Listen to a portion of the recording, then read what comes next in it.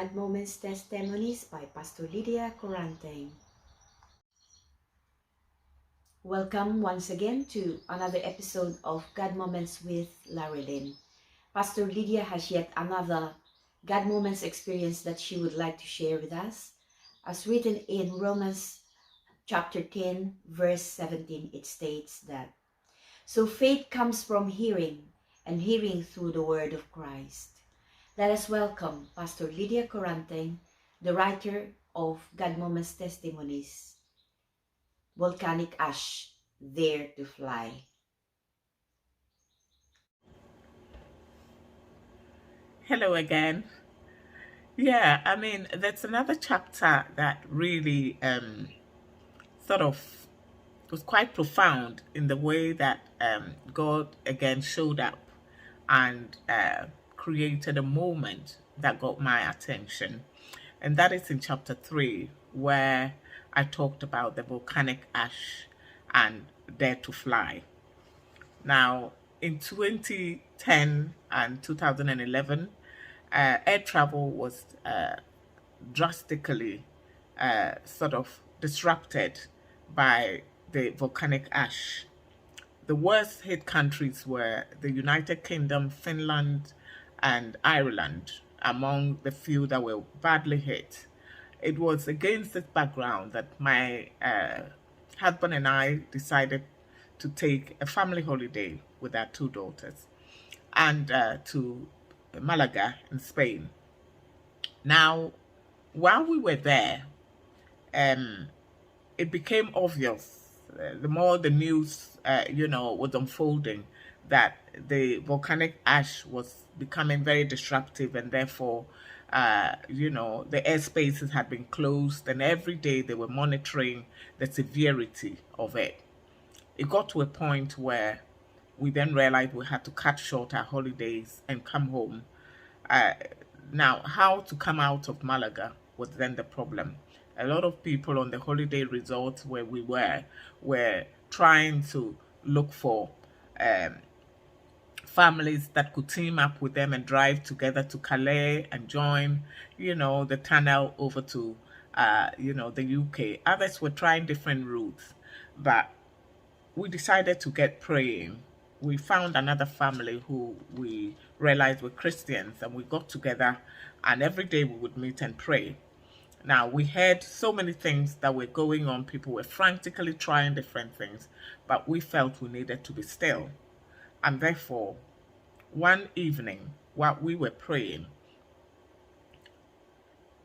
I saw a little baby who, was with the family we were praying with.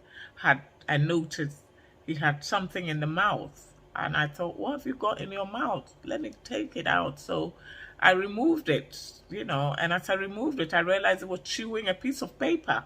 And I said, "No, don't do that." So as I took the paper, I felt within my spirit uh, an instruction that open it up. I opened the paper up, and it had an inscription, "Dare to Fly." Wow, this was us praying, whether we go by land, whether we travel by car and connect to other places, or we go by air. And when I opened the piece of paper and it said "Dare to Fly," I thought, wow, I think, ladies and gentlemen, we have an answer here. God still wants us to fly. Therefore, what do we do? So my husband and the other young man decided we would go to the airport and see what is happening the next morning. So they went very early and queued. And then my husband called me and said, "You know what? Come quickly with the girls, because if you had been here, we would have joined the first flight." And I thought, wow. So I spoke to the hotel manager about the situation, and he said, "Madam, you can go to the airport, but go with the fob, the key, in the sense that if you go and you don't get a flight, you're quite welcome to come back to your room for free of charge. But if you check out and you don't get the flight, then we'll have to start a completely new arrangement." And I thought, oh, that sounds good. So we checked out early in the morning, and we got a taxi, and I joined my husband together with the other family, and we queued. And before long, we were boarding the second flight.